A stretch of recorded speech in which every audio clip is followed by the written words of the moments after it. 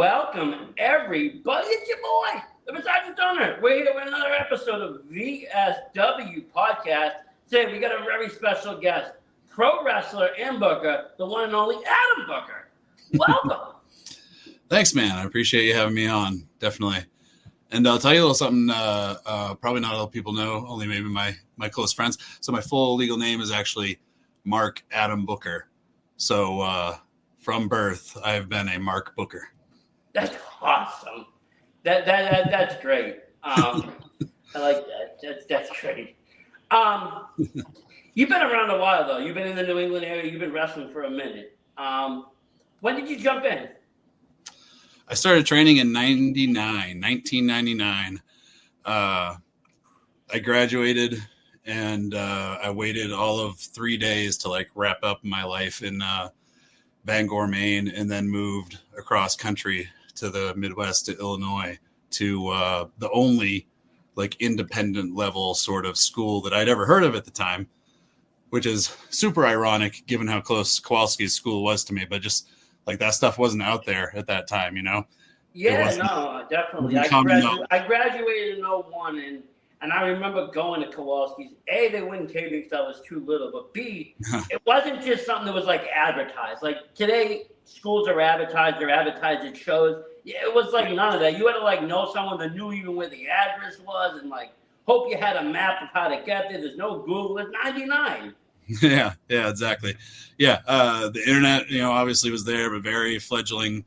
And at that time, wrestling still, the curtain had come back plenty, but schools weren't advertising, like you say. So you had to know someone in some way, shape, or form. So yeah, 99, I moved out to Princeton, Illinois, is where I lived and trained close by. I think it was in LaSalle, Illinois.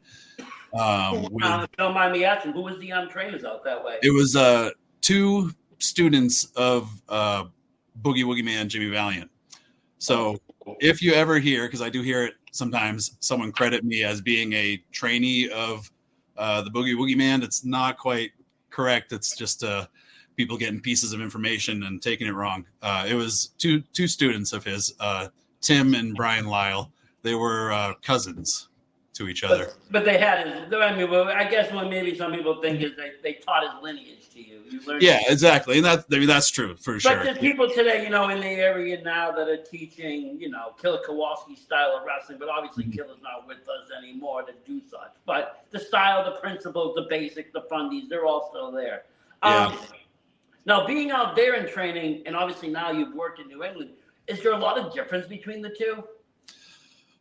I wouldn't say a ton, but I spent about a year there before I came back. So I don't have a huge sample to compare to between the two. I spent 99% of my time here and 1% there, really, roughly. So I didn't find a ton of differences, really. There was I'd say maybe just a bit more the old school mentality around me, but I'm not even sure if that's just because it was the people I was with and not necessarily the area. I wrestled for, I'd say, I think 3 different promotions total while I was out there before I came back. I pretty much went long enough to learn how to get my feet underneath me, first off. And I started my first show, I think it was 3 or 4 months after I started training. So I was put in real quick. Figured out what I was doing. And then the big other thing that I figured out while I was out there, that there was plenty of indie wrestling back where I just moved from. In fact, a lot more of it overall. Not for nothing. It's just kind of funny. I don't know how the scene was so much in 99 again. I was still in high school. My world was WWE and WCW and ECW. I know those 3. Mm-hmm. I read some, things in the back of Pro Wrestling, Illustrated. But when indie shows came around my area, it didn't have what they have today. It had, a couple of guys. I can't remember their names. I remember who they would bring in. They bring in the Honky Tonk Man. Tito Santana, big WWE guys. But the scene itself, the guys, the core guys, they weren't memorable. Mm-hmm. When I go to an indie show now, and when I first went back to an indie show, I was mesmerized just by that, about how everybody had a personality, everybody had a character. it's so much different. People put Yeah. a lot more time and effort into their, who they are as a wrestler on the indie scene now. Mm-hmm. Yeah, I'd agree. And I think it has to do with just the change in mentality from then to now. Back then you had much more like your stars and your, jobbers, as I say, mentality. Yeah. I mean, even Raw was just reflected on the indie shows. Versus star, enhancement talent versus star for an hour. And now today you got, star versus star. And I guess the same is on the indie scene. Everybody has a kind of a role and a place. Yeah, there's a lot more reason to actually invest in like build characters for every single person on the show, because there's just a lot less of this show being here for like a few people to make their money and get their name over, and everyone else, being the lesser undercard. Now, you said it only took you about 3 months, so you grabbed it kind of quick. I did, physically, for sure. Yeah. Did you have experience like in other sports coming into that, or you were just a quick learner? No, actually, surprisingly, I was always encouraged to do things. Like I had coaches for teams always trying to talk me into things, because I was naturally a pretty big guy, but never really liked organized team sports at like the school level or little league level or whatnot. So I was, I guess, maybe a little surprised at how naturally, I guess, at least, I mean, it didn't stand out to me. I wasn't like, ooh, wow, look at me. But eventually, after hearing so many other people say, like, you're taking to it naturally and realizing, like, oh, okay, it does take some people longer to pick things up. Yeah, I mean, it surprised me, too. I mean, I did the boxing route. I did some amateur boxing after I couldn't be a wrestler. But, later on in life, I decided to do fantasy camps. I've done the chaotic fantasy camp. I've done a few other things. And, like, it's not easy. What you see, it looks flawless because people are training on it 24/7 almost. To go in there and do it once, it's like it's the most ugliest thing and the most painstaking thing. Even just something simple like running the ropes, sometimes it's hard to get. Doing it correct, and kudos to that. I mean, I said everybody has their own kind of level of physicality and what their kind of strengths are. Some people, they take off 3 months. Some people it takes longer. It's like a year before they get to where they need to be to be prepared to wrestle. But you did do that. Like you said, you got in there kind of quick. You came back up north. You just started hitting the scene heavy. Did you start like looking for promotions? How'd that go? Yeah. Well, so while I was out there, I mean, God, live in front of a crowd in that span of that year, I probably was able to get in like 15 live matches. I'm guessing off the top of my head, something like that.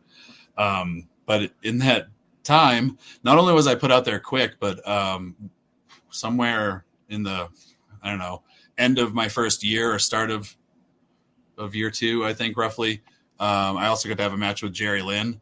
So I mean, I stood out enough, I guess, that someone booked that. Hindsight, never should have did not have that level of knowledge in me at that point. But Jerry Lynn's so good, he dragged me through. But that gave me something that looked like, oh, this fucking kid knows, something. He, clearly good enough to be in there with Jerry Lynn. So when I sent that match out, it wasn't too hard to get people to at least be willing to give me a chance to come and work a match on the show and see what I've got. So, I had sent that off to EWA because part of how I realized there was so much wrestling actually back in this area, this would be now like 2000, was by catching the documentary on MTV, True Life, I'm a Pro Wrestler, that featured the EWA and Tony Atlas and all that stuff. Are you familiar with it? Have you seen it? I've seen, I have. Okay, so there's like so many classic one-liners from that. Yeah.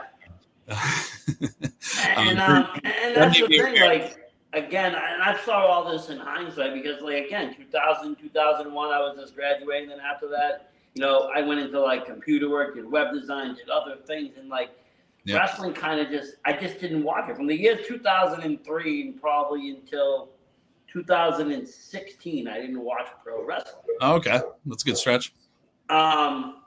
Probably was age. I felt like for the longest time, TV wrestling was growing with me. It was big and exciting as a kid. Then it got kind of goofier. Then it got, mature when I got mature. And then it hit like a plateau. I was like, okay. Yeah.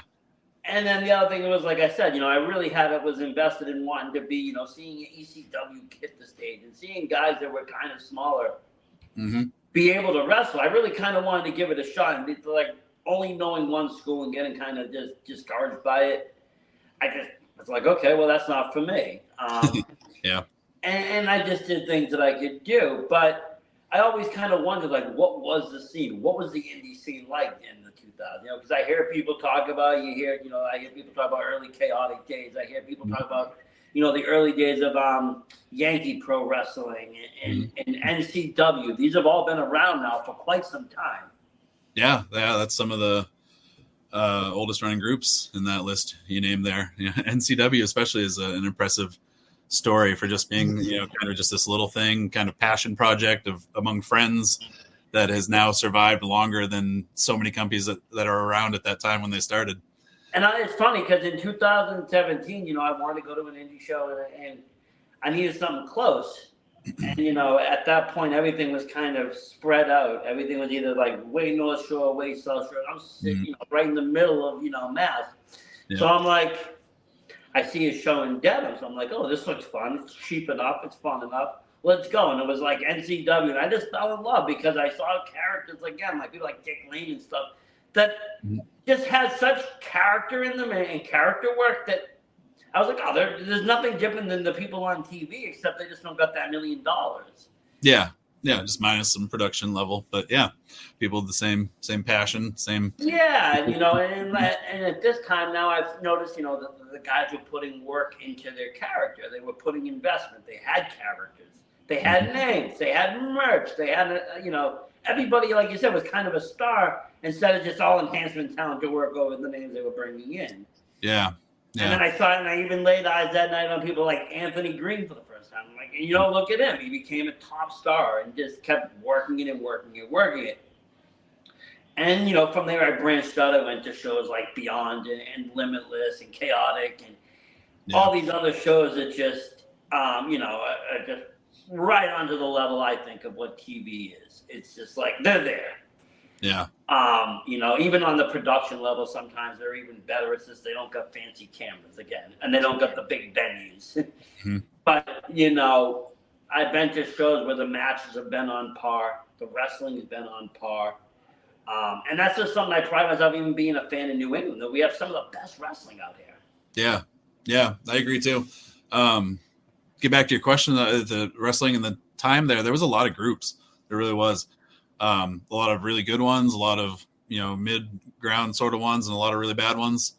So there was no shortage of places to work wherever you were necessarily, on your skill level or notoriety.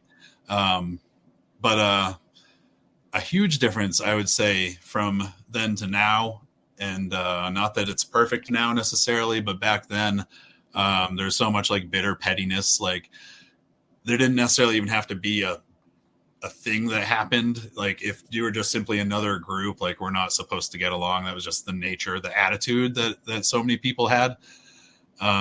Versus now there's a lot more cooperation, a lot more talking behind the scenes. I was talking to someone the other day kind of about, they were mentioning something about changes and differences, and they've been wrestling quite a while too. And they said, that a lot of the older mentality is, there's very on oneself and self-centered, and that's still there, but they also now do something else, and that's also to push the promotion that they're working for and to make that better and to make that rise. And in the world of social media, it makes sense because you want all the eyes and ears on as many places as possible. Yeah, and definitely that social media thing's part of what's changed it for sure. Because back then people had it in their head that they could still kind of be their own bubble and whatnot. And I mean, now that's impossible. You can't be doing what you wanted to do with one guy here and not have some sort of cohesion, at least with what he's doing, or she's doing, or they're doing all around all these other places that are, everyone's fully aware of because of the internet. So, yeah. Yeah. And now, everybody can just post a match or a short or whatever. And and everybody sees that, and or even just itself, they watch it on IWTV. It's like, okay, well, we can't do that match next week now. Well, before they literally could. You could go town to town, state to state, whatever, do almost the same routine, and nobody would know. Yeah. Unless they were, someone that just followed you or some diehard. But most of the time, things were different enough. Now that I think sometimes a little bit of the struggle is to try to be different. Try to not have, every show be looking the same, because we all got the same roster. Every promotion, almost got the same roster in the area. No one's really, there's no contracts. Yeah. I mean, there is part of the, one of the people that's trying to have that some measure of uniqueness. I know exactly what you're talking about. There is just a certain core group of people from the area that are the standouts, and so naturally they're going to get featured in a lot of the promotions around. But I think it also creates a lot of opportunities for, seizing on momentum of a person and having it spread around all the different promotions, and each place does have their people that they're using that are getting all around, but each place also does kind of have their people that are unique to them, or at least a lot more unique to them. That when someone catches fire in one place and really starts getting around to all the spots, or at least being featured more prominently in the spots, then they can hit all those kind of dream matchups at all the places when they're on. Yeah, definitely. And sometimes they might not get noticed in one promotion, but then they will stand out in another. And oh wow, look at this person now. And some of it, it's just a matter of just a different perspective. Sometimes it's evolvement. Like, I love the evolve, like to watch a wrestler, evolve. You see them at a small show, at a show with 50 people, 20 people, 25 people. They just came out of school, and then within 2 to 3 years, they're on the national level. They're up there, like someone like Becker. I remember watching her in NCW, and like 3 years later, she's a pop icon. Alec Price, another one, BRG, Channing Thomas. And then you've got guys, that have moved on beyond that, like Christian Casanova. Look at him. I used to watch him chaotic all the time on TVs and different things. And Carmelo Hayes is killing it out there on the national level. Yeah, I got lucky enough to be his last match in Chaotic before getting signed. I'm like 98% sure that's correct. I think last match in Chaotic. That he did end up having one more match with someone else somewhere before technically going up. But that's part of the joy that I've had coming back to wrestling. Like I said, I started in '99. Kind of get back to that story a little bit. And then I wrestled full time. Fast forward through the story as well until like 2005 or early 2006, something like that. And then I took a good chunk of time off. I didn't come back to wrestling until 2013. Had some kids and stuff like that, and was also just ridiculously beat up and needed time to heal. Particularly, it's also hard to. I mean, honestly, it's hard to be a weekend warrior and have a family too. It's just impossible. Even as a fan trying to go to like more than one show a weekend with the kid, it's like impossible. Like, I don't know. Yeah, and you're not even getting in the ring. I don't even have to get in the ring, and I can even imagine the wrestlers that like go 3-4 shows, some of them 3 in a day, and it's just like, God bless. Yeah. But when I came back, that was definitely one of the things that I realized was that I was most thankful for getting to experience about coming back, and not just performing myself, but getting to perform with those people, see them at the start, hopefully I think help them a little bit in their growth, and then just to watch the process unfold, so timing wise, I pretty lucky on seeing Flip Gordon and, like you said, Christian, and just Anthony Green, a handful of those people. I got to see from not too long after they started training up to the point where they're like signing contracts places and stuff. That's great. And sometimes it doesn't always work out, or people even move back. And when they come back, it's like even more of excitement, like Dijak coming back. Yeah. He got a pop everywhere. And he kind of does that tour, goes to different promotions. And, and like he brings something different in each place, because he's worked matches almost in each place way back when. Yeah, yeah, and now he's got a lot to give back to the community he started in. So yeah, It's it's cool always to see that cycle, though. It is cool to see that whole thing. great. Now, when you came back to wrestling, was it much different than when you left? Yeah, for sure. I guess not at its core, really. Like at its core, wrestling's pro wrestling. Yeah. Um, but certainly match style had changed a lot. Um, it used to be a lot more of calling it in the ring, and that's not gone away necessarily. But people on small shows call their matches like their TV matches a lot, and that's sort of like planning out just everything, like you would do when you have like 6 minutes on TV. Yeah. Like that. That's a lot more, It's kind of a lot to remember and a kind of a lot to deal with. Yeah. So that was an adjustment for me. I not to pretend like I called everything on the fly, sort of thing, but it No, was. but wrestling, even when being told, they would kind of say, you kind of look at what the crowd's doing. You got to kind of decide, make a decision. Ref would say something, like. But I get what you're saying. I've heard that, that a lot more people. It's not even more like choreographed. It's all more planned out. I'm gonna go ba ba ba. You're gonna ba ba ba, and it's like, okay, this is how we're gonna end it. And it's like, Mm-hmm. I got to remember all this. Okay, let's go. Yeah. It's more like having a bag of tricks. And when I did it, we all made sure we had a deep bag of tricks, so you'd plan out the things you needed to, which to me are more like transitional moments and whatnot, the big moments like that. And then you just have your bag of tricks and you're finished, and you plug and play, and you work with who you're in. Well, it must have worked for you because when I saw you, wrestle, it was around. It had to be 21. It was the last taping of the Chaotic show. I believe you were still champion at the time. Okay.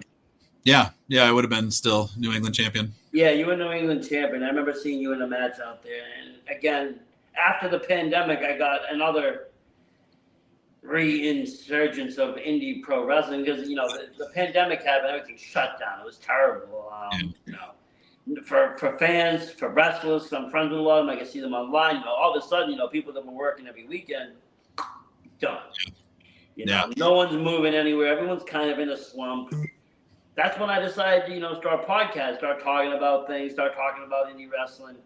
And then something kind of cool happened. Taping started to come back, and people started to do a lot of tapings. I remember Beyond did Masterclass, and then Chaotic started. Limitless did The Road up in Maine. NCW did Behind Closed Doors. And all of a sudden, we had a weekly platform for independent wrestling, which was awesome because I could actually, preview a 4-match show and recap a 4-match show and then watch it and learn about it and get into the storyline. And it wasn't so, I got to run here, there, and do everything. It was at a very slow pace. So I was able to soak in a lot of that. And that's when I started, making a podcast. I wanted to get eyes and ears on the indie scene in New England because I think still to this day, it's one of the best wrestling scenes out there. We have some of the best wrestlers coming from here, but we have also some of the best wrestlers here right now. Yeah. And it's just amazing what they do. I'm not taking that away from anywhere else. There's a lot of great wrestlers all across the country. But New England, for me, just stands out always. And that's the thing. So when that happened, in the pandemic and the tapings happened, once that came off and I could get to shows, I went wild. I went everywhere. I went to every show from up in, the H2O Center in Jersey all the way, to the tippy top of Maine. And I just soaked it all in. I remember that was actually my first Chaotic show too, that I actually went to, was that taping. And I was impressed there too, just because, I've seen Chaotic on Twitch, numerous times, but live, it was just such a well-produced product. Yeah. They'd gotten the setup pretty good by the time the last, few shows that they recorded there. To start, it was pretty rough, but it seemed like every week they were adding a piece to it and blacking out things and getting more lights and whatnot. So yeah, by that final one you caught, it did look pretty good, almost like studio setup and everything. How did the pandemic affect you? Did it take a lot of steam off your career, or you kind of able to work around that? Wrestling wise, I actually at that point was in another small hiatus, not necessarily specifically planned, but yeah, there'd been some complications, life complications, sort of things, and I was finishing up in college as well. So it was about like sometime in 2018 that I had stopped. I'd had my last match at the time. And then, the pandemic happened, shut down the world. For me, it was an interesting time because I was scheduled to start student teaching the next year. Would have been? No, it would have been that. Yeah, it was that year. That's right. Yeah. I was finishing a semester of school, almost done my final semester of school when the world shut down. And I was supposed to start student teaching in the fall semester of that year. So, so that was weird getting into a different career. But wrestling wise, it didn't impact me because I was out, and by the time wrestling was coming back is when I was ready and interested again and getting into it. So those Reloaded tapings for Chaotic and also some tapings with Limitless were my return. So after a couple of years off, my first matches back were in front of crowds of mostly the workers, maybe some of their friends or whatnot. That's kind of a nice return, though. I mean, it's at least not a harsh crowd. Yeah, yeah. At least, the crowd wasn't gonna get on me too hard.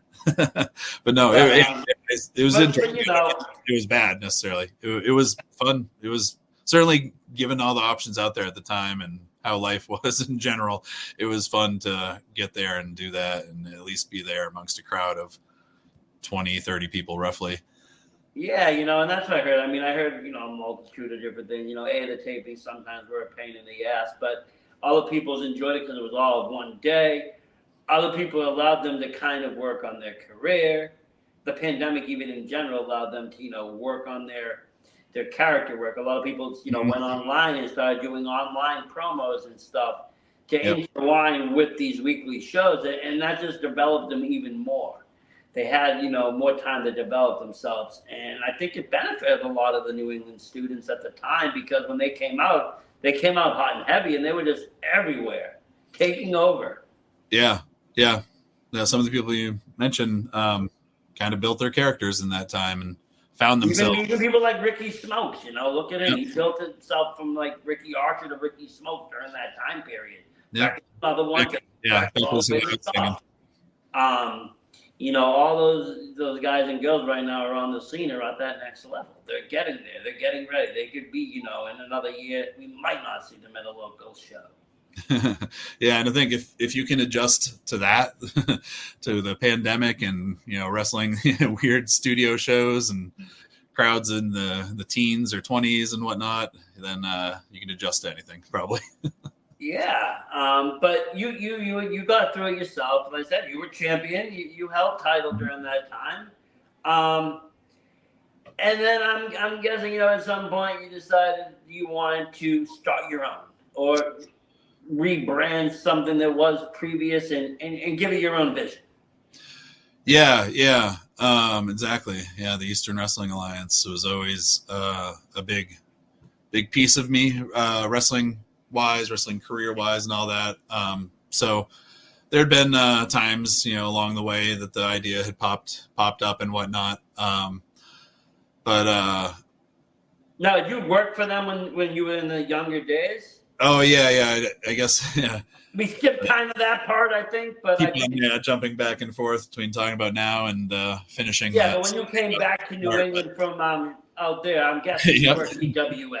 Yeah, they were the first promotion I wrestled for, and pretty much got in right away with EWA, SCCW, which was the sister promotion of YPW that you mentioned, and I guess NCW not too long after that, and that sort of group of places. And so EWA was I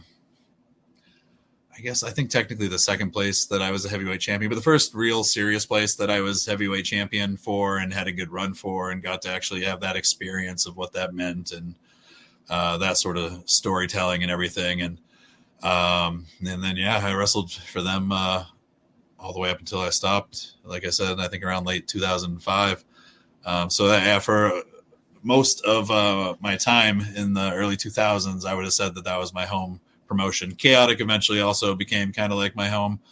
But yeah, EWA was a big thing to me then. Awesome though, working with Tony Atlas.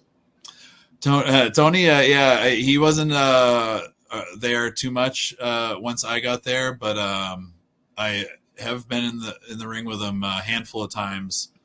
I think at least once due to the EWA, but being in the area around Tony and getting to work on shows with him was definitely interesting. The guy's still at it today. I mean, he's scheduled to show up Saturday at Vacation Land Cup. Impressive. You see him, and the shape he's in at his age is phenomenal still. And the crazy part is a lot of the guys from his era of wrestling aren't in that good a shape. Yeah. But he is, and he still can do it. That's great. And it goes to show you wrestling really doesn't have an age. People used to think it has an age. I don't think it does. I think, if you can still do it and still, stay in shape, then you can still do it. Your body will tell you when to stop. Yeah. Dory Funk Jr. proved that to me a long time ago. I don't mean personally, but I saw a long time ago. I saw the tape of. Is it Senior? I might even have that wrong. Whichever one's the oldest one of them. Dory Funk was he was 83, I think, at the time, doing a match. I think it was in Japan, if I remember right. This is a real deep in the back of the mind memory. It makes you realize as long as you can still do your greatest hits, or at least some of them, and people still appreciate it, then there's a little story to tell at least, or an homage to give the crowd or whatnot, Especially the wrestlers that kind of, keep up with the times. They still go to the training, they still try to freshen up. They'll keep up with the newer styles, and they'll kind of roll with the punch. So when they come out, they don't look like that they're vets. They look like they're part of today's roster. And it's like, wow, they even can evolve too. It's like, that's great to see that. Because for a long time, it wasn't like that. The wrestlers with age, they'd come out, but they would still be in their same gimmicks as they were, 20, 30 years ago. And it would be like, okay, this ain't working. I mean, like Bob Backlund, for instance, it wasn't working until they made him snap. When he snapped, then everybody loved the guy. Yeah, he evolved. Evolution is so important in wrestling. Sometimes like that, when you pull back yesteryear's gimmicks, it kind of looks goofy or funny compared to what we get, in the next generation of wrestling. But I love to see guys evolve. I love to see guys keep going with it. I love to see guys push themselves. Because there is no, like I said, cutoff point. You'll see boxers, they'll do the same thing. They'll fight into their 60s. Yep. 70s even, some of them, if they, of course that, sports are sports, but in the overall trend, I feel like the age is going up and up, even for other sports, like football and stuff. The quarterback is playing a little bit longer. Everybody's playing a little bit longer every, couple of years. So it's like people are in better shape. People are taking better care of themselves, and they're treating themselves better. They're treating themselves more like medical rock stars. Medical science and sports science, just keep on advancing more and more and more. That's the thing. Yeah, you can be a serious athlete in your 40s, maybe even 50s, depending on what the sport is or what the performance art is.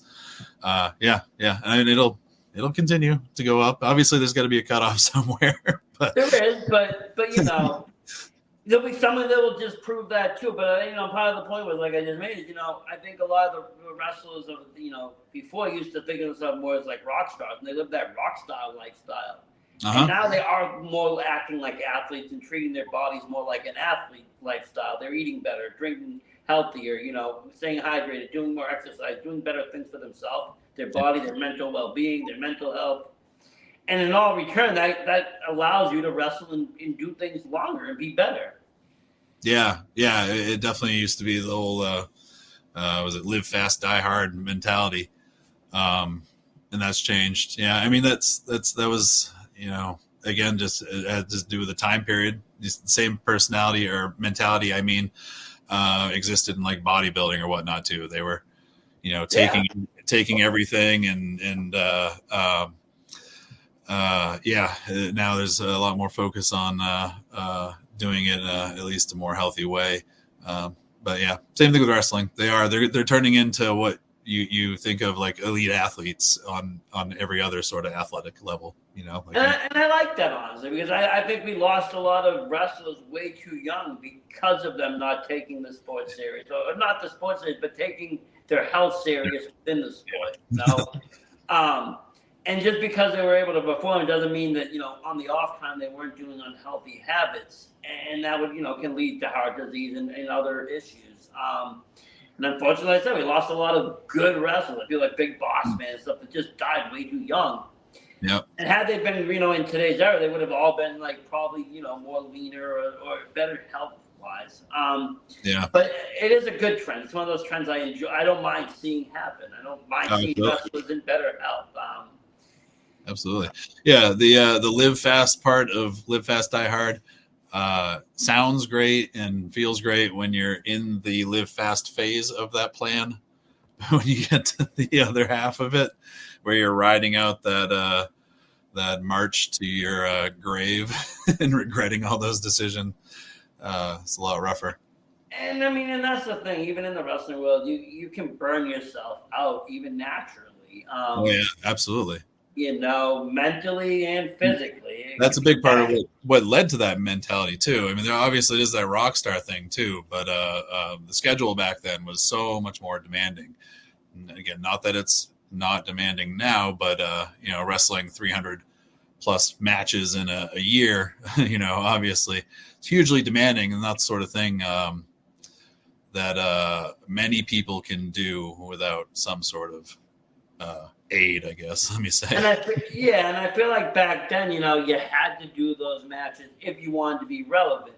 Today, you can still be relevant and have a lighter schedule. It's just a matter of how you do your match, what kind of cards you are you drawing. But you can drop that lighter schedule and still be very much over, still be very popular. You don't have to kill yourself to get there. Yeah, no, and I think it's to the fans' benefit too to have a rotatable roster. So you for the wrestlers' sake, you're not murdering them with the schedule, and for the fans' sake, it's more people to see and be interested in. Well, again, that's what we were saying, a little bit a minute ago. Then you kind of switched the sides talking about that. As you restarted or rebranded EWA. Yes. What brought you to that decision? Were you just thinking one day, hey, this was my heritage, I want to see it come back, or was it something you talk to other people about? How'd that all come about? So it was one of those things that, like I said, had a fleeting idea that had popped in my head here and there. But in the 2023, in May of that year, I ran a fundraiser. So the first show I'd ever tried to put together and promote myself and whatnot was a fundraiser for the school I work at for one of the programs there. And that was very much like a kind of testing the water, seeing if I really did enjoy it. I'd been involved in producing things prior, TEDx events, and I did I didn't do sports in high school. I did theater in high school. Yeah. So I'd produced before, but you never know, wrestling shows a unique beat. It's a whole different world of producing a wrestling show. Yeah. So that wasn't officially the EWA. It was just like an unbranded event. I guess essentially my name was as much of a brand as it had. But it went really well, and I really enjoyed it. And at that point, I wasn't really wrestling much. I certainly wasn't seeking bookings at all.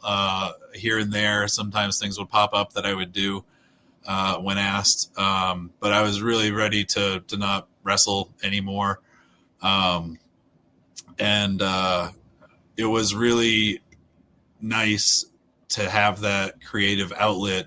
And I realized that it not only fill that kind of void, but it was a whole like new thing. Yeah, I don't know. I really enjoyed it. I love storytelling, ultimately. So if I can get some outlet for that, now I can really peacefully walk away from wrestling itself. That's one thing I've noticed about almost every pro wrestler, just about maybe like 99%, that they're all just super wicked creative people. Yeah. I mean, you better be, really.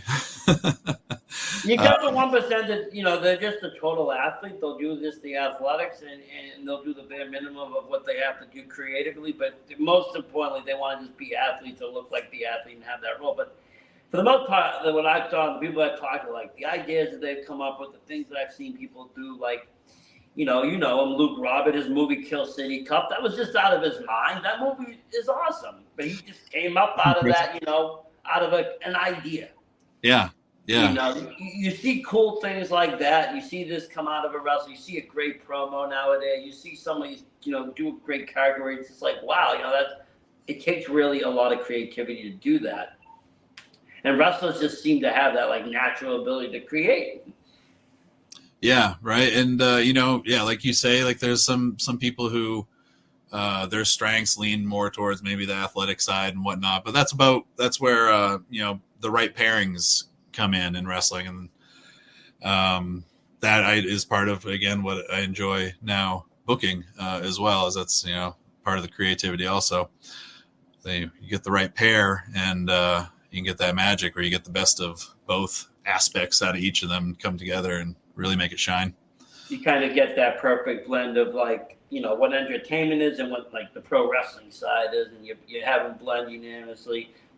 And I think that's what's really cool about the indie scene, because I used to watch a lot of TV wrestling, but to me it's very much entertainment wise. It's overproduced. It's over entertaining at times.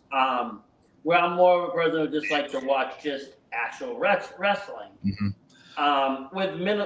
Let the match be the story. Let the story be told through the fight. Mm-hmm. And I see that a lot in the indie scene. I see a lot more wrestling than I see the entertainment, but it's still there. The aspect is there, but it's just blended a little bit more seamlessly.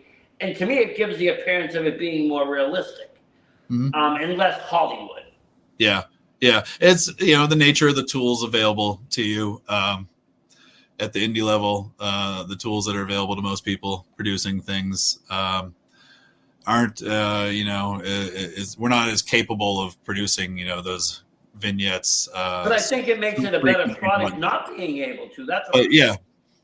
It makes wrestling seem more legitimate. I mean, I know there's always going to be people that call it fake or a fake fight or whatever it is, but a lot of that gets taken from what you see on TV because it's just so overproduced or over choreographed on the indie scene. Yeah, I agree. I hate those. I don't even know the right term for them. The graphics that the WWE throws up, just the floating 3D graphics that aren't actually in the venue and whatnot. I hate those myself. They're just so unappealing to me. They look I don't ridiculous. I think all that. I like just to watch the match, hear the commentary, watch the show. And in the indie scene, obviously you can get a little closer. You can sit front row. It doesn't cost $5,000, and you can see how physical it gets. You can see the red marks left on these guys from taking chops. It's like, okay, here we are. But on TV, you can't see all that. So again, it just looks fake to me, because it just looks, like I said, it's overproduced. The cameras are super, really 4K, ultra high definition, capturing everything. It's almost too real. I see what you're saying. Yeah, definitely. There's a line you can cross, and I do think a lot of times WWE can step over it for sure. But I mean, like I said, that's what I love also about wrestling. It's very subjective. There's people that love that style of wrestling, and I can't knock them. There's people like me that love the indie scene. There's people out there that only like deathmatch wrestling and hardcore wrestling. There's a big, market for that now. And no matter what kind of wrestling you like, that, comedy, core, it doesn't really matter. There's a market for it. There's a place for it. There's a place you can watch it. And there's a fan base for it. Yep. Yeah, we're talking flavors of ice cream, as Dr. Tom used to say at the CTC seminars he would do. Flavors of ice cream, You might like vanilla. I like Rocky Road. Doesn't mean either flavor is, right or wrong necessarily. No, I don't get into that where people will be downing, one brand of wrestling or one style or something. I can't even compare wrestling. Like, when people say it's a bad match, I'm like, well, maybe, it depends. I mean, was like, I've had things I said, well, that's a bad match, but I'll say, that was a boring match to me or an unentertaining match to me, because to somebody else it might have been the best match of their life. Like, you don't know how people react to the wrestlers. You don't know how they're invested in them. Because people do get invested in the character, especially on TV. They get super invested. I mean, when I was a kid, we were rooting for Hulk Hogan to beat Sergeant Slaughter. If that didn't happen, the world was going to end. Yeah. We believe these things. They made these wrestlers larger than life when we were kids, so it kind of transcended over. Yeah. No, absolutely. I remember feeling that way as a kid too. 100% invested. And it is. You get those investments, and it's like, oh, you want them to win, you want them to lose. So I don't knock people that will say that, because I'm a weird fan. I like the heels most of the time, the bad guy. I like the bad wrestlers. I think they bring more flavor. I like to see them really agitate. I like people like Channing Thomas and Bacabella to get the crowd fired up. I went to a show a couple weeks ago, and he said something to some guy's wife, and like, the guy got up, he got so mad, he charged the ring, he was about to fight, and like, you could tell they were in their glory because they won. Yeah. You got over, and the guy isn't really going to get in, but when you're bad and you're a bad guy and the fans hate you, you've done your job right. And I love to see that kind of work, and it's but other people are like, no, they're there to see the good guy win. They don't like anybody that I like, and they're happy every time. My favorites lose, but again, it's just all difference of opinions. Like a horror movie, sometimes I root for the killer. Yeah, when they're interesting and compelling, and oftentimes they can be because the nuance of being a villain. But yeah, I mean, you got people like even sometimes the heel will even change. Like Alec Price was hated among so many people, but he got so hated, but people appreciate his wrestling that they started to cheer for him. Yeah. Yeah, that's one of the challenges of being a heel. Not being too good. Yeah, it's true. Because you played both, right? You played babyface and heel, right? Yeah, I've done both. Yeah, for stretches. What do you prefer? I mean, as a worker, to do being heel, which I probably think you'll get for an answer 9 out of 10 times you ask that question. I guess the reason why for me is just the pacing as a heel, and getting I guess to set a lot of that pacing and whatnot is a big part of what I enjoy. You'd rather build up the baby face. You'd rather make him put the spot on kind of him to be that the hero in the story.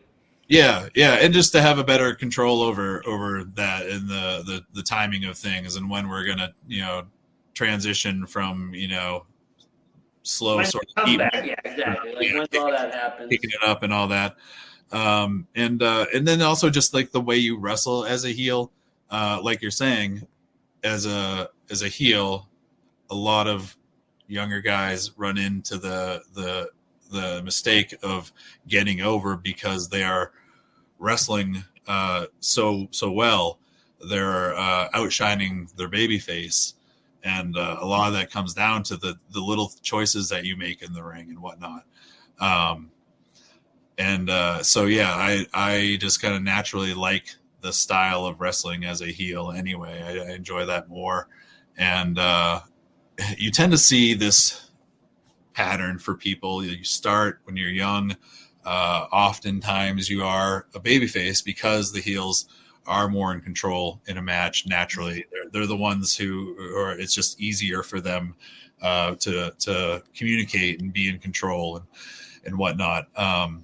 And then, so as you learn and you progress, you become more and more capable.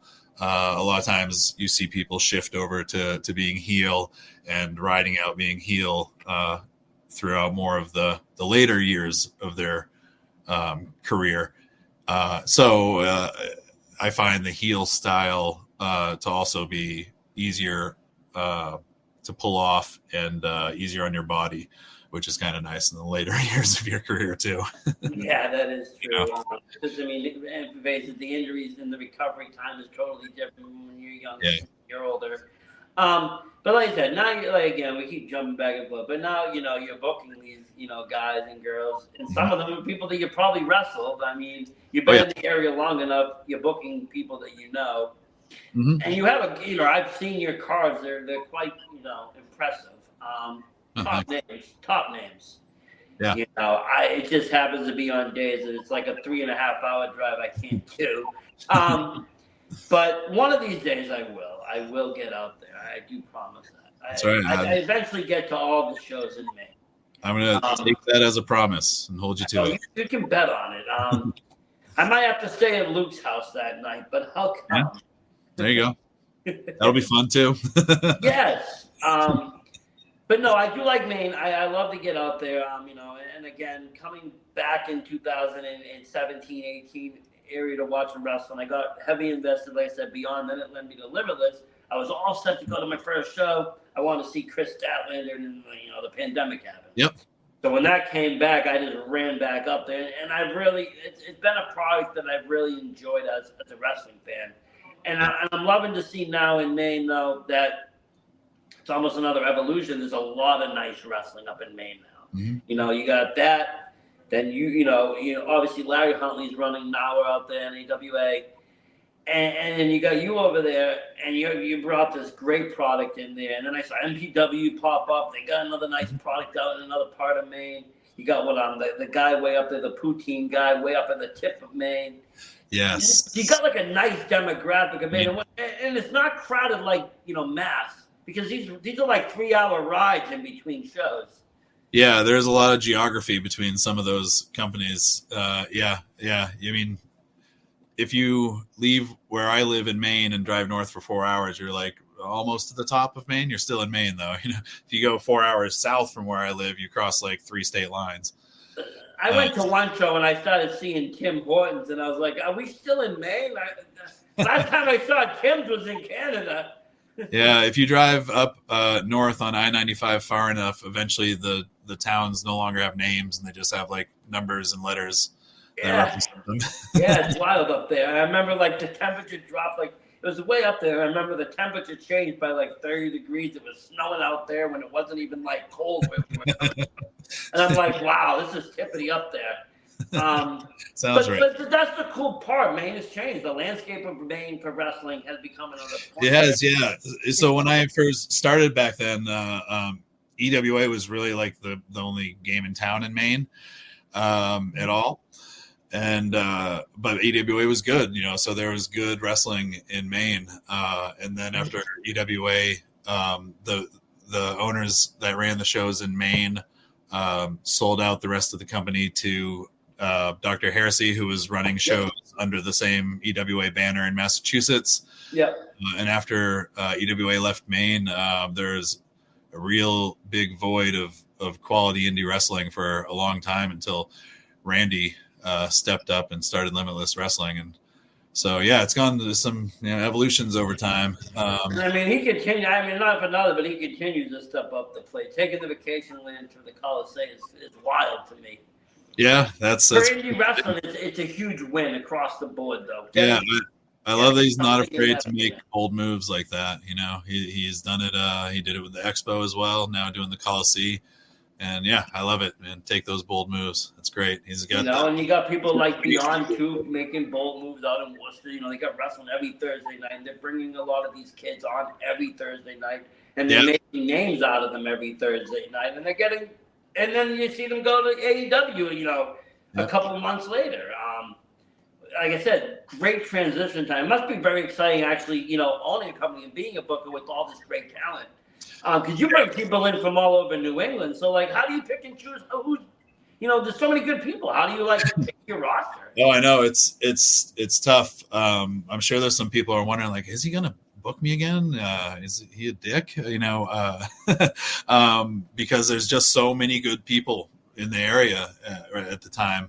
It's tough. And like you said, a rotating roster is nice because then you don't Yeah. see the same matches all the time. People can see a different wrestler or something else, and you can keep bringing different people in without having to, kind of cut that off. And then, you bring in the same guy, but there's still a whole pool of great wrestlers over here. Yeah. Yeah. And Randy, really with Limitless really did, start a renaissance for wrestling in Maine in particular. Talking, mostly just in Maine, because the rest of the area wasn't as struggling as much as Maine did for a period. But yeah, so not only with Limitless, but also with the dojo and whatnot. And now there's actually, some decent students being created within Maine. It really changed the landscape. And so it forced the other groups that were comfortable doing what they were doing to even improve too. So yeah, he had a huge impact. And now, so one things I noticed, I would say, is I looked at Maine and saw that below Portland was severely underserved, which makes sense.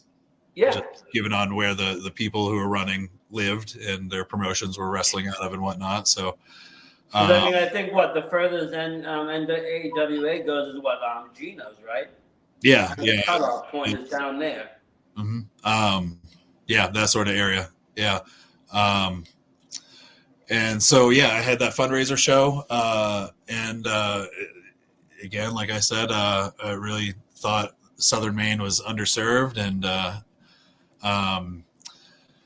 wanted to do something. And then it was, back and forth with myself a little bit of like, do I want to just establish a new brand and go from there and build my own thing? Or do I want to try and reignite the fire of the EWA and see if I can, do it justice. And the EWA is still owned by Dr. Heresy, who I'm good friends with. So I started talking with him, feeling things out. And it took a little bit, of us talking about things and seeing what we each thought and we each felt. And, should we do it? Should we not? And ultimately decided like it was the right thing to do and the right time to do it. He also had the interest in mind, and he's looking for venues in Massachusetts with that in mind. And so, yeah. And now we're at the point it was. He still wrestles too. I still see him in Northeast Championship Wrestling. Yeah, he's having an amazing. But I think it was your first show. I remember, right? Your first show. I think it was like EWA. I forget the name of it. Yeah, November. EWA Homecoming, November. Yeah, you had one of my favorite wrestlers, I think, right? Richard Holiday on there. Yeah. We had Holiday on the first one. He's a tremendous wrestler, really. He's great. He's someone I've been watching for quite a while, like Beyond and other promotions. He has such a character that nobody else has. I haven't seen since probably like MJF and Limitless. Like he has this attitude. It's great. He's a guy. Yeah, that's awesome. And to come down to Mass would be great too. Mass is always likes more wrestling. There's never enough wrestling for Mass. we love to have 4 shows in one day. The wrestlers like to. I saw the other day AG. He worked. He was at the Palladium. Then I saw him at Rad Pro, and then after that he went. I think to your show, right? Yeah, that was. He worked 3 shows that day. Yeah. Yeah. It was, I think, 4 groups within like 100-ish miles of each other, all doing shows, and a lot of crossover workers. And it's amazing that so many things could have gone wrong that day. But it all went right. People were there, and people were going, and there was a bunch of people that were at Rad. It went amazingly smoothly. It's one of the things where it didn't quite occur to me how risky of a bridge I was building until someone pointed out at the show. I was like, wow, you're really taking a big risk here. Well, the thing is go wrong. You don't realize the wrestlers, they love that. They want to make a challenge of it. And I do 5 shows. You got another show at 11? Let's do it. I remember loving it. Yeah. No, DJ Powers is done. He's been doing double shots on more of our shows than he hasn't been so far. Because a lot of shows have lined up with APW just purely coincidentally as well. and they run just a little bit earlier, and so he'd get on first there and come and then be on the second half of my card. Honestly, he may have done at least a double shot on every single show we've run so far. I'd have to ask him about that. Maybe not one for one of them, but yeah, I looked at our card and was talking with Alexander Worthington III, who was doing commentary that night with me, and I'm like, wow, I think it's something like 80% of our card is wrestling for either their second or third time today. And that's it's like, wow, you would never know though, and that's the thing. They're so professional, you never know. They can just someone get twisted ankles, someone get caught in traffic for an hour and a half, and all of a sudden you don't have 2-3 of your matches anymore. Well, that's the scary part, the stuff that you can't control, the traffic. Yeah, exactly. If those highways tighten up, they're not getting it till like tomorrow. It's like, oh. Yeah. Well, that's part of why it didn't really occur to me that much, because I have 100% faith in everyone that I'm booking. They say they're going to be there, and they say they can be there and pull it off and all that stuff. I believe in them. Well, yeah, because you know what I think? That stuff you can't control. They know when they have to leave by, and the promoters that they're working for know they're working double, so they're not going to make them stay to the end. They're not going to make them ring and all that. They're going to be like, okay, we're going to actually have your match. You got to go there. You got to go there. Let's have your matches a little early. So they can get them time to get out there. And then, it's partly cooperation too. And that's another thing I've seen amongst indie wrestling is just cooperation amongst promoters. Exactly. That's what I was going to say, to kind of bring a point of ours full circle.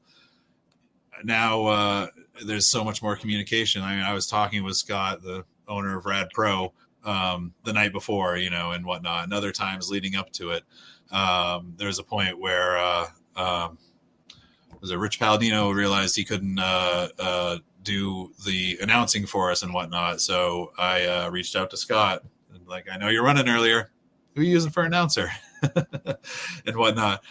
So much more helping out and so much less attempting to backstab each other and whatnot. Because you guys all got the same wrestlers, and for the most part, you got the same fan base. So to make us fight between each other, they'll fight over you.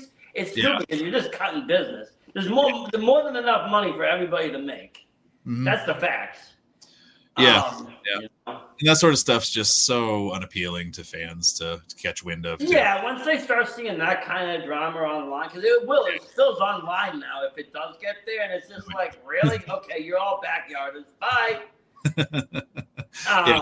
And that's how it's looked at. And then people that are like this casual wrestling fans look at all of indie wrestling as backyards. To them, it just is like really petty, stupid shit. So they walk and turn around and they're just turned off by it. Yeah. But, I'm seeing even more, like I said, even I'll see championships being, defended in other promotions. People are, like I said, for the most part, working together on some level. Because, again, wrestlers are traveling. They're working different shows. Yeah, the fundraiser I ran had the Chaotic New England Championship, and I believe the Chaotic Tag Championships defended on it. Yeah. See, that's fun. That's fun. That's fun for the fans up there, because then they can learn about what Chaotic or whatever promotion that the title's being defended and follow that back. And for the other people at home, they're now watching a new show because they're seeing, their champion defend their title and they want to see. And then all of a sudden they fall in love with your show and your roster. And they're like, wow, this is really cool. I got to watch this too now. I got to get out there now. You know? I don't know. Are you on IWTV at the moment yet? Or are you still kind of trying to get up there? We are holding off until we're confident in being able to, live stream effectively or whatnot. Or I know that another option, I guess, is to upload complete shows after the fact, but we're still waiting and building up our production capability before we go for that. And then I'm not sure which we'll go with. Gotta look into the details, I guess, and whatnot. But how can people watch the shows now? You upload to right now. We upload on YouTube the matches individually. So all the promo stuff and whatnot and individual matches go up on YouTube. Well, that's what I was gonna say. If you're not using IWTV, that's fine. But at least use YouTube. YouTube's free. It's free for the viewer. It's free for the you guys. I know you can't make money. Obviously, you don't make money from people subscribing, but eventually, obviously, you can get monetized from hours and view hours and there's things on YouTube, shorts, all this stuff. There's money to be made. My YouTube took off in 2021 to a crazy 80,000 subs, and all of a sudden things start happening, and it's just like, oh wow, this is cool. It wasn't even planned though. I'm sitting here talking about, again, NCW and other small promotions that half the world don't know about.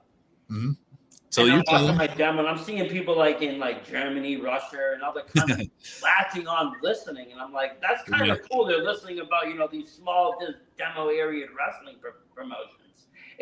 It's funny how it works, but I love getting any kind of eyes and ears on the scene because, again, you guys all go out there and put on such a show and put all your heart and effort into it, and sometimes the show is only 25, 50 people, 100 people. But there's so many more online people that can see that, or know about that. And maybe their YouTube channel and maybe their social media isn't, as good as the next guy. So why not share theirs, and why not share them to your fan base? And again, just sharing and putting people over. And again, it just increases fan bases for everybody. Yeah. That's another thing that's hugely different from prior times. Internationally, especially, there was one to maybe two companies that you could work for that would ever give you international exposure. And now if you're on YouTube and whatnot, I see, as small as we are still, because we're still building that up, we have people in Singapore and whatnot that will get views from, and that's pretty crazy to think, people at the minor league sort of level can have eyes on them from the other side of the planet. It's cool though. It is. And I think, if you think about it, that's kind of what the intent, I think, of the internet was, to connect people. They couldn't physically get there.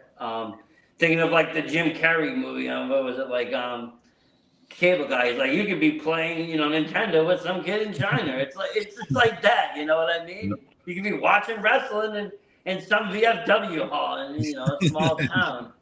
Yeah. But it's cool. I heard you also play music. Oh yeah. That was my first way of performing as a kid. In fact, I started technically on drums, but also started learning guitar pretty much the same time. I was taking lessons for drums. My father played guitar exceptionally well, and passed that on to me. And then I also played bass pretty seriously for a good stretch. Drums is what I played actually in a band though. So I had two older brothers, I'm the youngest of three, and some friends of my older brother were looking for a drummer, and how looking for a drummer is, it's basically, can you find anyone that owns a drum set? And I had a pretty basic but not too bad drum set, a double bass pedal, and started just playing with them there. And these kids I'm 13, 14, and they're in the range of 16 to 19 or maybe 20 even. So a lot older than me. So I was just kind of dragged into it as willingly, 100% willingly, but dragged through everything because I never would have known how to set up any of this stuff that ended up happening for us. But there's a place called Penny Post in is it Orno, technically Orno or Old Town, one or the other, in Maine, that was kind of like the hardcore music venue, and we played there a lot. Eventually switched owners and names from Penny Post to Heavies, and I guess my coolest moment there as a musician, because I only played a handful of other places, was getting to open for Sam Black Church. I don't know if you're familiar at all, but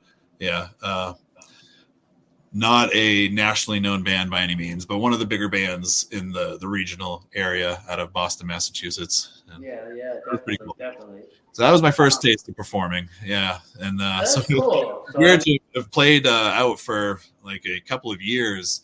It pretty much my 8th grade to 9th grade time period of my life.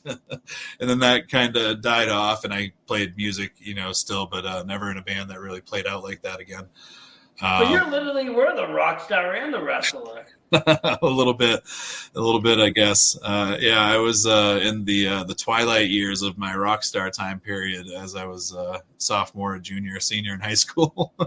Well, I mean, sometimes that's what it takes. You talk about you living fast, you went right for it, gun ho. Yeah, so I did music up until that, and then it was my junior year in high school that I got into all the theater stuff, and did some plays and whatnot, but then really got into like the production end of theater, and so that became my creative outlet for that period of time, and then went from that right into wrestling.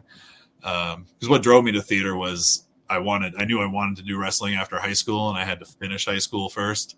And so my first thought was, well, do we have a wrestling team? I should probably get on that. And we didn't at Bangor High School, even though it's one of the bigger high schools in the state. It didn't have one. So I had the option of being like bussed off to another school, which is pretty complicated and difficult. So I thought, well, what else would help me? Theater, I guess. So Definitely. I mean, because if you think about it, I mean, and you see it all the time, a lot of wrestlers will say they're theater kids. They came from theater. They if you bring that drama and all that to your character that you can do, you'll be successful in wrestling. yeah. The fighting part is easily learned if you can do all the other stuff, and vice versa. And then again, of course, you got to be in shape. I tried out once for the wrestling team. It didn't work out. They didn't want moves like I was doing. They didn't want stunners and shit. I didn't know, honestly. I didn't know what wrestling was. And I seen wrestling. I'm like, cool. I go in there and they're like, okay, probably been eaten alive. I go do a little Stone Cold Stunner on this kid, and the coach throws me the fuck out of there. I'm like, how did I do?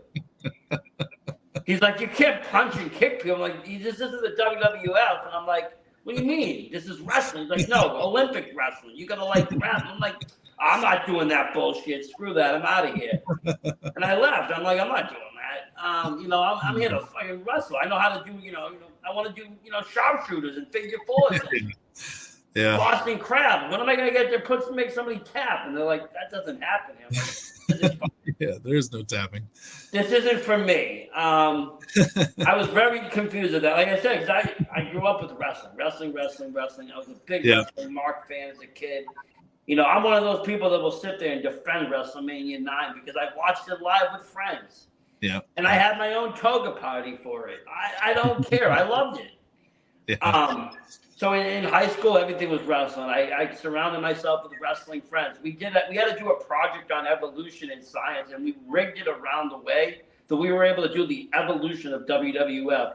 From WWF to WWE, like E, we were able to make the evolution. I was able to pass that as a science project. For science, huh?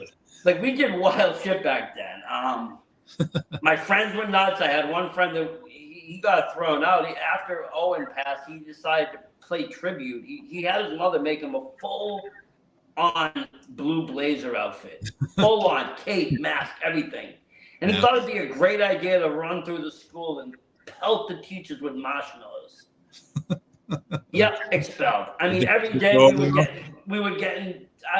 people were getting suspended left and right for telling people to suck it. It was wild times, 99, 2000, 98. It was crazy in school. It was like WWE. People would come. I remember walking in and just taking a fucking spare out of nowhere. Someone just hit me with a spare. Where'd you go to school? Watertown High, right here in Watertown, Mass. Okay. But wrestling was so prominent. Mondays, everybody would go home and watch. Tuesdays, everybody come in and talk. Yeah. Just watch wrestle. So mainstream at that point in time. It was so mainstream. Teachers were talking about it. Kids were talking about it. ECW was a rampant. Like I said, I was bringing home. My dad was in construction. I was like, Dad, you got to do me a favor. He's like, what? I'm like, I need you to get me a roll of barbed wire. He's like, for what? I'm like, trust me, I need this shit. So he brings it home. And I started making, my mom's like, what are you doing? I'm like, I'm making barbed wire bats. So you can't do that. I'm like, why? We're having a wrestling match. It's like, the hell you are.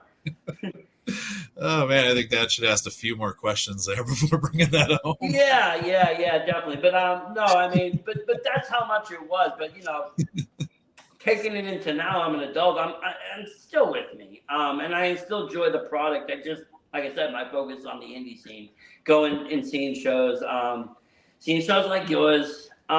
Seeing, like I said, going out there and seeing the young guys and girls wrestle, and like I said, that progression. And I have to say, like you were saying, you came, music, you've done theater, you've done wrestling. What do you think, like, out of those three categories, you perform live for all three? What do you think was like the most, not so much physically hard, because obviously wrestling is probably more physically hard. Yeah, that's pretty easy. But what would you think emotionally, mentally, everything all together, with the most nerves and everything working up, is the most hard to perform? The music, the theater, or the wrestling? I would still say wrestling there. It is the most mentally and physically demanding of the three. Music, I put on the other end of the spectrum. I mean, I get the pressure and whatnot to perform is still there, but I don't know. It seems so much more. I don't know. You're just playing. I guess you never got booed off the stage. Risk of something going wrong. I guess like what can go wrong. They never booed you off the stage, then, right? No, I guess I never had that happen. Okay, well that's good. That's good. Yeah, and theater is definitely very mentally demanding as far as like memorizing of lines and whatnot. But you don't get curveballs thrown at you. Wrestling, you have so many more curveballs thrown at you, and that's part of why it's amazing and so fun as well. But yeah, it's very demanding physically and mentally. Because of that aspect and just the improv aspect, which anything can and anything will happen. Yeah, there is an improv aspect to some type of theater and whatnot. I never did that type, so maybe that stuff would be just as scary and challenging and whatnot. But yeah, for what I've done, I'd definitely say wrestling. Yeah, because I mean, face it, you got to work on the fly. People make mistakes happen. The show got to go on. You can't just stop and pause. There's no cut. There's none of this.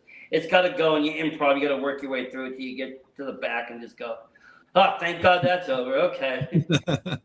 But yeah, and a lot of the best magic comes from those moments.